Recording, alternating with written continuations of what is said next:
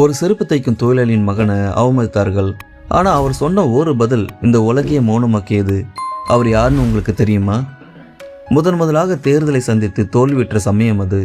ஒரு பிரார்த்தனை கூட்டம் ஒன்றில் கலந்து கொண்டார் ஆபிரகாம் லிங்கன்.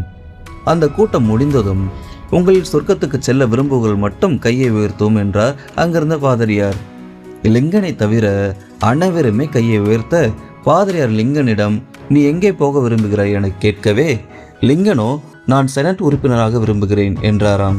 இதனை கேட்டு திகைத்து போன பாதிரியார், நீ எதுவாக மாற விரும்புகிறாயோ அதுவாகவே மாறுவாய் என வாழ்த்தினாராம்.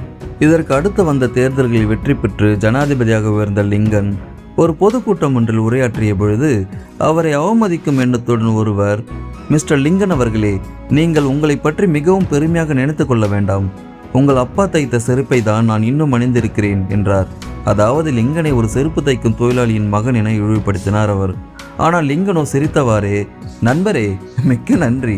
இன்னும் என் தந்தை தைத்த செருப்பை நீங்கள் அணிந்திருக்கீர்கள் என்றால் என் தந்தையின் தொழில் திறமையும் நேர்த்தியும் எவ்வளவு உயர்ந்தது என்பதை என்னால் அறிய முடிகிறது அல்லவா? ஒருவேளை அந்த செருப்பு இனி பழுதானால் ஜனாதிபதி மாலைக்கு தயங்காமல் கொண்டு வாருங்களேன், நான் சரியாக தைத்து தருகிறேன் என்றாராம்.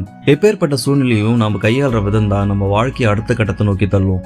அப்போ தோல்வி எப்பவுமே முடிவாக இருக்க முடியாதுல்ல. தன்னம்பிக்கையோடு எதையும் முயற்சி செஞ்சு பாருங்களேன், அதுதான் உங்களோட வெற்றியின் தொடக்கமாக இருக்க முடியும். பேசுகிறவங்க பேசட்டுமே, நீங்கள் உயர்ந்த பிறகு அதே சத்தம் கைத்தட்டலாக மாறுங்க. அது வரைக்கும் காத்துருங்க உங்களுடைய தன்னம்பிக்கையோடு சேர்ந்த விடாமுயற்சிகளோடு.